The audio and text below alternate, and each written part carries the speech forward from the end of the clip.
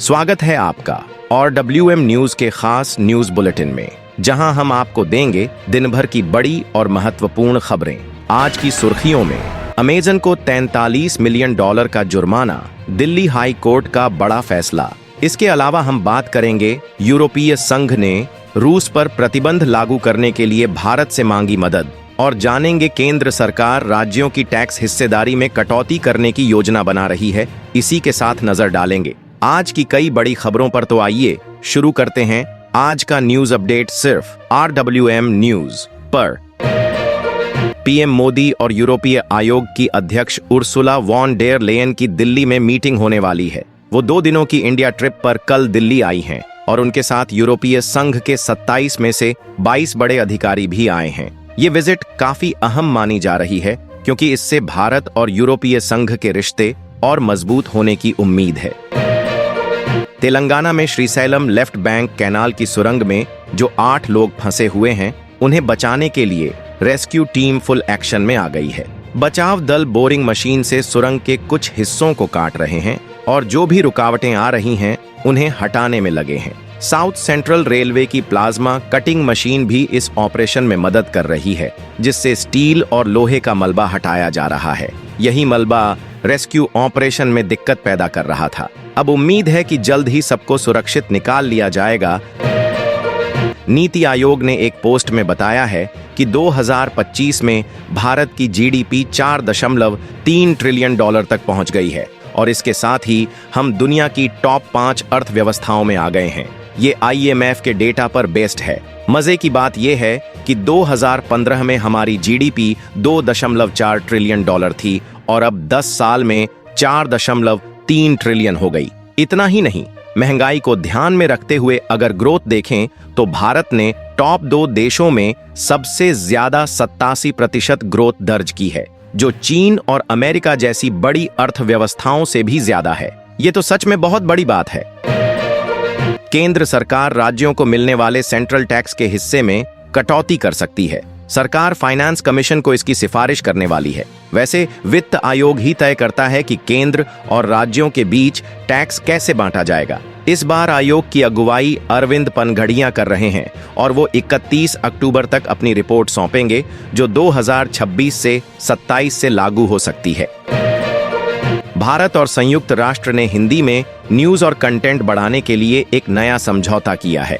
ये दरअसल हिंदी @संयुक्त राष्ट्र नाम की एक खास परियोजना है, जिसे अब अगले 5 साल के लिए बढ़ा दिया गया है। सेरेमनी भारत के स्थायी मिशन में हुई। कुल मिलाकर अब हिंदी भाषा में संयुक्त राष्ट्र के अपडेट्स और न्यूज ज्यादा से ज्यादा लोगों तक पहुंचेंगी।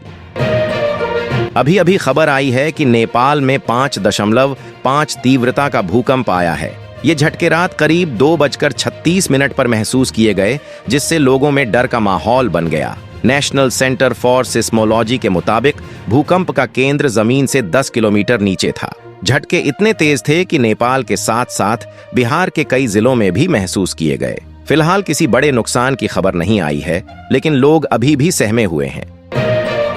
मणिपुर में अवैध हथियारों को सरेंडर करने का सिलसिला शुरू हो गया है। दरअसल राज्यपाल अजय भल्ला ने हाल ही में मैतेई समूह अरामबाई टेंगोल के नेताओं से मुलाकात की थी, जिसके बाद ये प्रक्रिया तेज हो गई। इस ग्रुप ने मणिपुर राइफल्स परिसर में 246 हथियार सुरक्षा बलों को सौंप दिए। पुलिस का कहना है कि राज्यपाल की तय समय सीमा खत्म होने से पहले कुल 307 हथियार जमा हो चुके हैं। छत्तीसगढ़ के बस्तर संभाग में सुरक्षा बलों को बड़ी कामयाबी मिली है। अलग अलग ऑपरेशंस में 18 नक्सलियों को गिरफ्तार किया गया है। इनके पास से भारी मात्रा में विस्फोटक बरामद हुए हैं। बीजापुर जिले में 3 अलग अलग जगहों से इन नक्सलियों को पकड़ा गया। इससे पहले सुकमा में भी 4 नक्सलियों की गिरफ्तारी हुई थी। सुरक्षा बल लगातार इलाके में नक्सल विरोधी अभियान चला रहे हैं ताकि शांति बनी रहे। हिमाचल प्रदेश में भारी बर्फबारी और हिमस्खलन की वजह से जनजीवन बुरी तरह प्रभावित हो गया है। 2 जगहों पर हिमस्खलन हुआ और कई इलाकों में जमकर बारिश और बर्फबारी हुई, जिससे 4 नेशनल हाईवे समेत करीब 250 सड़कें बंद हो गई हैं। लाहौल स्पीति, कुल्लू, सिरमौर, चंबा के ऊपरी इलाके और शिमला के नारकंडा कुफरी में जबरदस्त बर्फबारी हुई है। पुणे के स्वारगेट बस स्टैंड पर हुए दुष्कर्म मामले में पुलिस को बड़ी सफलता मिली है। आरोपी दत्तात्रेय रामदास गाड़े को देर रात पुणे की शिरूर तहसील से हिरासत में लिया गया। पुलिस ने उसे आधी रात के आसपास पकड़ा और अब उससे पूछताछ की जाएगी। इस केस को लेकर पुलिस पहले से एक्टिव थी और आखिरकार आरोपी को दबोच लिया गया। गांव में महाशिवरात्रि के दौरान लाउडस्पीकर लगाने को लेकर विवाद इतना बढ़ गया कि पथराव और आगजनी तक हो गई। हालात बिगड़ने के बाद पुलिस ने इचाक थाना में दोनों पक्षों के 45 लोगों को नामजद करते हुए कुल 200 अज्ञात लोगों पर केस दर्ज किया है। अब पुलिस मामले की जांच कर रही है और दोषियों की पहचान में जुटी है। दिल्ली विधानसभा के चौथे दिन को कैग की एक और रिपोर्ट पेश की जाएगी। इस बार रिपोर्ट स्वास्थ्य विभाग से जुड़ी है, जिसमें अस्पतालों और मोहल्ला क्लिनिक में दवाइयों की खरीद, स्टाफ की कमी और भर्ती से जुड़े कई मुद्दों की जांच हुई है। अब देखना यह होगा कि रिपोर्ट में क्या सामने आता है और इस पर सरकार क्या कदम उठाती है। राज्य सरकार 2 बड़ी योजनाएं लॉन्च करने वाली है। पहली योजना में राज्य के कर्मचारियों के लिए हेल्थ इंश्योरेंस स्कीम शुरू होगी, जिससे उन्हें बेहतर मेडिकल सुविधाएं मिल सकेंगी। दूसरी योजना के तहत राज्य के 28,945 प्राथमिक स्कूलों में टैबलेट दिए जाएंगे, ताकि बच्चों की पढ़ाई डिजिटल हो सके। मुख्यमंत्री हेमंत सोरेन अलग अलग प्रोग्राम में इन दोनों स्कीम्स की शुरुआत करेंगे। गोरखपुर लिंक एक्सप्रेसवे का 99% काम पूरा हो चुका है और इसे अगले महीने यानी मार्च में जनता के लिए खोलने की तैयारी चल रही है। मुख्य सचिव मनोज कुमार सिन्हा ने यूपीडा को साफ निर्देश दिए हैं कि जल्द से जल्द बचा हुआ काम खत्म कर एक्सप्रेसवे को चालू किया जाए। अब बस फाइनल टच बाकी है, इसके बाद लोग इस नए एक्सप्रेसवे पर सफर कर सकेंगे। प्रयागराज में संपन्न महाकुंभ में राहुल गांधी और उद्धव ठाकरे की गैर मौजूदगी को लेकर राजनीति गर्मा गई है। भाजपा नेता अमित मालवीय ने राहुल गांधी पर तंज कसते हुए कहा कि उनकी हिंदू परंपराओं में ज्यादा दिलचस्पी नहीं दिखती। वहीं महाराष्ट्र के डिप्टी सीएम एकनाथ शिंदे ने भी उद्धव ठाकरे पर निशाना साधते हुए सवाल उठाया कि आखिर वो महाकुंभ में क्यों नहीं पहुंचे। इस मुद्दे पर अब सियासी बयानबाजी तेज हो गई है और दोनों ओर से तीखी प्रतिक्रियाएं आ रही हैं। पश्चिम बंगाल की मुख्यमंत्री और टीएमसी प्रमुख ममता बनर्जी ने भाजपा पर बड़ा आरोप लगाया है। उन्होंने कहा कि भाजपा ने मतदाता सूची में गड़बड़ी करके महाराष्ट्र और दिल्ली विधानसभा चुनाव जीते। ममता का कहना है कि महाविकास अघाड़ी महाराष्ट्र और आम आदमी पार्टी दिल्ली भाजपा की इस चाल को समझ नहीं पाए। उन्होंने दावा किया कि अब बंगाल में भी भाजपा वही खेल खेलने की कोशिश कर रही है, लेकिन टीएमसी उसे मुंह तोड़ जवाब देगी। रक्षा मंत्री राजनाथ सिंह ने रक्षा मंत्रालय की हिंदी पत्रिका सशक्त भारत के पहले संस्करण का विमोचन किया। इस पत्रिका में सशस्त्र बलों के जवानों की बहादुरी, देशभक्ति और बलिदान से जुड़ी कविताएं शामिल हैं। साथ ही मंत्रालय के कर्मचारियों द्वारा लिखे गए लेख भी हैं, जो सरकार की नीतियों के बारे में बताते हैं। छत्तीसगढ़ के बस्तर संभाग में सुरक्षा बलों को बड़ी कामयाबी मिली है। अलग अलग अभियानों में 18 नक्सलियों की गिरफ्तारी हुई है, जिनके पास से भारी मात्रा में विस्फोटक भी बरामद किए गए हैं। बीजापुर जिले के 3 अलग अलग इलाकों से इन नक्सलियों को पकड़ा गया। इससे पहले सुकमा में भी 4 नक्सली गिरफ्तार हुए थे। दिल्ली हाई कोर्ट ने ई कॉमर्स कंपनी अमेजन को जमकर फटकार लगाई है और उस पर करीब 325 करोड़ रुपए $39 मिलियन का भारी जुर्माना ठोक दिया है। दरअसल बेवर्ली हिल्स पोलो क्लब ट्रेडमार्क के उल्लंघन का मामला सामने आया था। कोर्ट ने पाया कि अमेजन के भारतीय प्लेटफॉर्म पर इस ब्रांड से मिलते जुलते लोगो वाले नकली कपड़े बेचे जा रहे थे।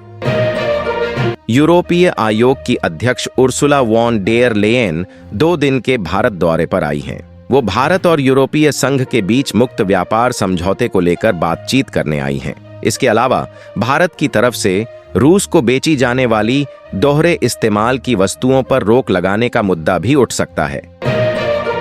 कनाडा के प्रधानमंत्री जस्टिन ट्रूडो ने साफ साफ कह दिया है कि अगर अमेरिका ने उनके देश पर टैरिफ लगाया तो वो भी तुरंत और कड़ी प्रतिक्रिया देंगे। असल में अमेरिकी राष्ट्रपति डोनाल्ड ट्रंप ने आरोप लगाया है कि कनाडा से अवैध नशीली दवाएं अमेरिका में आ रही हैं और इसी वजह से उन्होंने 4 मार्च से कनाडा पर टैरिफ लगाने का ऐलान किया है। दिल्ली के सुंदर नर्सरी में आज यानी शाम से जहान एक खुसरो सूफी संगीत समारोह शुरू होने जा रहा है। ये खास इवेंट 28 फरवरी से 2 मार्च तक चलेगा। सबसे बड़ी बात, प्रधानमंत्री नरेंद्र मोदी खुद इस कार्यक्रम का उद्घाटन करेंगे। पीएमओ ने इस बात की जानकारी दी है।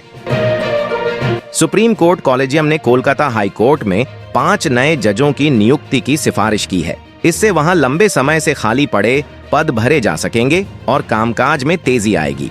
जिन नामों की सिफारिश की गई है वो हैं स्मिता दास डे, रीतो ब्रोतो कुमार मित्रा, मोहम्मद तलय मसूद सिद्दीकी, कृष्णराज ठाकर और ओम नारायण राय। राजस्थान विधानसभा में बीते 1 हफ्ते से जारी विवाद थमने का नाम नहीं ले रहा। कांग्रेस विधायकों ने सदन का बहिष्कार कर दिया। इसकी वजह थी राज्य के एक मंत्री द्वारा पूर्व प्रधानमंत्री इंदिरा गांधी पर की गई टिप्पणी। गुस्साए कांग्रेस नेताओं ने सदन के बाहर ही मॉक सेशन आयोजित किया और सरकार के खिलाफ मोर्चा खोल दिया। इसके साथ आज की वीडियो में बस इतना ही। अगर आपको वीडियो अच्छी लगी हो तो वीडियो को लाइक करें, शेयर करें और चैनल को सब्सक्राइब करें और बेल आइकन दबाएं ताकि नए वीडियो की अपडेट आपको मिलती रहे। तब तक के लिए जय हिंद, जय भारत।